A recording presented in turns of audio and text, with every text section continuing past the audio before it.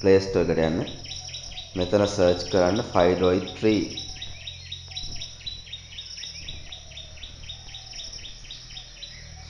මේ app එක install කරගෙන open කරගන්න.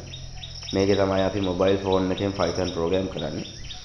program එක බලන කෙනෙකුට තේරුම් ගැනීමට අවශ්‍යයි නම් මෙතන comment එකක් දාන්න පුළුවන්. අපි මෙතනදී මොකද්ද ලියන්නේ? ඒ කොටස් වලදී පැහැදිලි කිරීමක් කරන්න පුළුවන් comment දාලා. comment දාන්න අපි සාමාන්‍යයෙන් hash ලකුණ තමයි පාවිච්චි කරන්නේ hash. මම මෙතනදී input program එකක් ලියන නිසා මම මෙතන ලියනවා input program.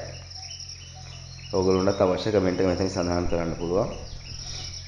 input එක දෙන සාමාන්‍ය ක්‍රමය තමයි මුලින්ම variable එක සඳහන් කරනවා. මම මෙතනදී age කියන variable එක ගන්නවා. age සමානයි.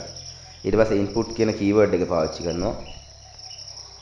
ඊට පස්සේ මෙහෙම වරහන් දෙකක් දාලා මේ වරහන් දෙක ඇතුලේ double quotation එක. මේ double quotation එක ඇතුලේ input එක ගන්න කලින් display වෙන්න ඕනේ දේ මෙතන දාන්න පුළුවන්. මෙතන මම දාන්නම් enter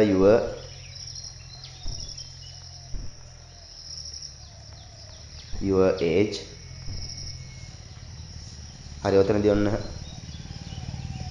මෙතනදී අපිට input එකක් ගන්න user ගෙන් input එක enter කරන්න කියලා user සඳහන් වෙනවා. ඒ enter කරන input එක age කියන variable එකට ඇතුළත් වෙනවා.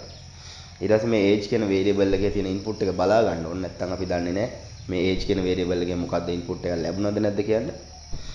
ඒකට අපි මේ output බලා ගන්න අවශ්‍ය print කියන keyword එක පාවිච්චි කරලා මෙතන double quotation එක ඇතුලේ සඳහන් කරනවා your age is. ඊට පස්සේ මේ double quotation එක කෙරවල කමාවක් දාලා මෙතෙන්ට එන්න ඕන variable එක your age is කියලා age කියන variable එක තමයි ඊළඟට එන්න ඕනේ. ඒ නිසා මෙතනදී age කියන එක සඳහන් කරනවා අර කලින් ගත්ත variable එක. ඔය විදිහට program එක කරලා run කරන්න. මේ කහ පාට button එක touch කරන්න. එතනදී enter your age කියලා මෙතන සඳහන් වෙනවා. මෙතන age එක දානවාම ඊට පස්සේ enter කරායින් පස්සේ your age is 30 කියලා මේ වගේ display වෙනවා. ඔය විදිහට අපි input program එකක් මූලික වශයෙන් program කරන්නේ.